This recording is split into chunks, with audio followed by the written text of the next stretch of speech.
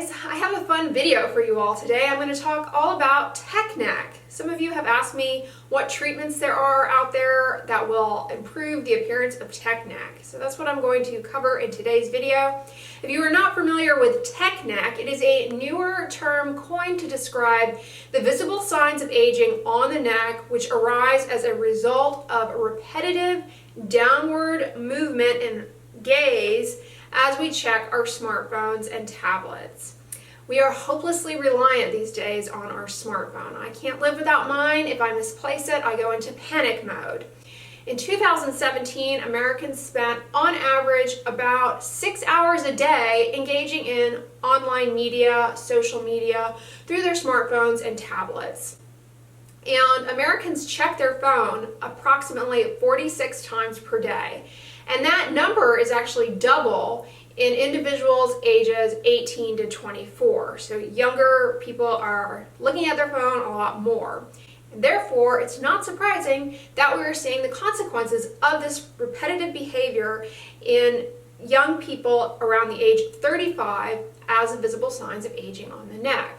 It presents as prominent horizontal creases on the neck, as well as crepey skin and saggy skin. I also have another video on saggy neck, so check that video out. But today I'm just going to cover age-related changes on the neck due to checking your phone.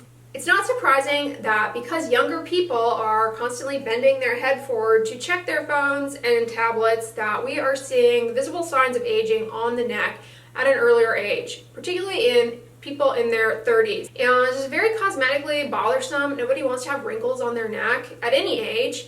But now we're seeing younger and younger people coming in looking for cosmetic treatments to improve the look of the neck, specifically related to tech neck. And that appears as horizontal wrinkles on the neck, crepey skin, and saggy skin, just from that repetitive movement of bending the head down to check your phone. As far as prevention, I hate to say it, the obvious is don't check your phone as much. Put it away. This is good not only for reducing the chances of tech neck occurring, but for your sleep pattern as well. Our smartphones and devices, they emit blue light that can interfere with the release of melatonin, which is the hormone that tells our body to go to sleep at night.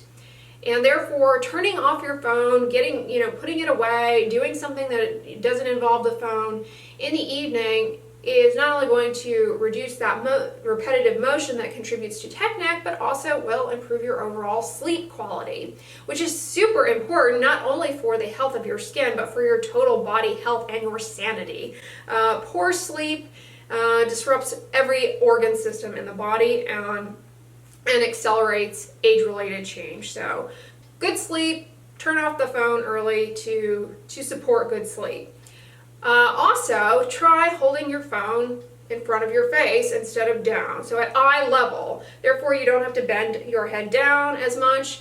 Same holds true with a tablet or any other kind of handheld device. Maybe having it on a selfie stick and holding it in front of you to read it and to look at it is a better way to avoid that repetitive downward motion. Now, all of my videos, I have to mention sunscreen, and you guys may be wondering, what about sunscreen? Don't our smartphones and tablets emit damaging wavelengths of blue light? Should we be protecting our skin and the skin of our neck from those wavelengths?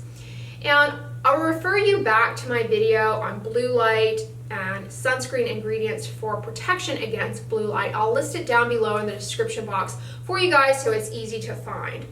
But you'll recall from that video that our smartphones and tablets do emit a small amount of visible light in the blue wavelengths that are known to contribute to hyperpigmentation. We don't know the full story as to how these wavelengths or how any wavelengths of light emitted from a smartphone or tablet might contribute to aging of the skin.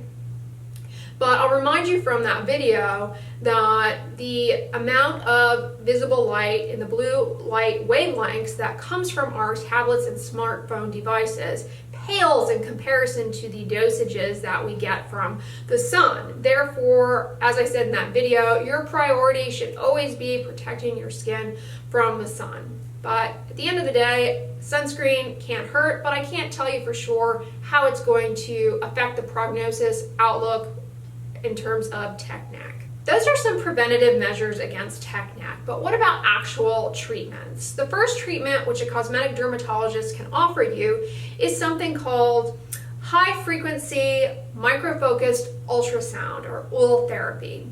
This treatment involves the principle of applying microfocused ultrasound energy to the areas of the neck where tech neck is showing up, the wrinkles, that create microthermal injury zones within the deeper structures of the skin while sparing the overlying skin from any injury.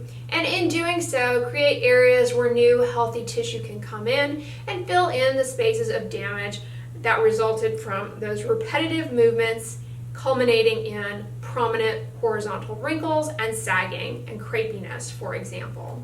In addition to microfocused ultrasound therapy, the other treatment that is offered is Botox, or neurotoxin, into the neck. Specifically, the neurotoxin is injected into the platysma muscle, which is a muscle in the neck.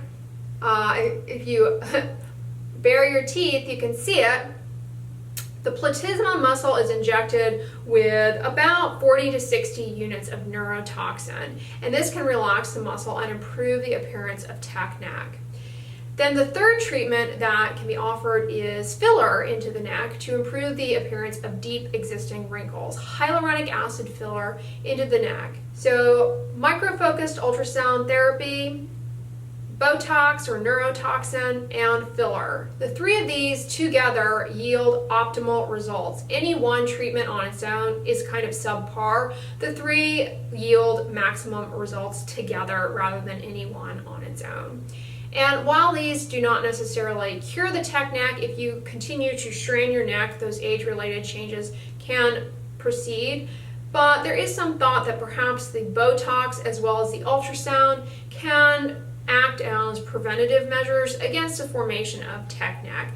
But remember, this is a fairly newly described entity, so it's not as though we have long-term studies on these treatments so that I can give you any kind of information about what to expect long-term. The easiest thing is to put your phone down, or when you're checking your phone, to make sure it is at eye level. Sunscreen never hurts. But if you do have tech neck and you are really bothered by it and it's affecting your self-esteem, there are some cosmetic treatments that are incredibly effective, particularly when all three are done together, at improving the appearance of tech neck, and patients walk away very happy with these cosmetic interventions. So they're definitely worth considering, particularly if this impacts your quality of life and your overall self-esteem. So I hope this video was helpful to you guys in addressing tech neck, and I hope you liked it. If so, give it a thumbs up, share it with your friends, and as always, don't forget, sunscreen and subscribe. I'll talk to you guys tomorrow. Bye.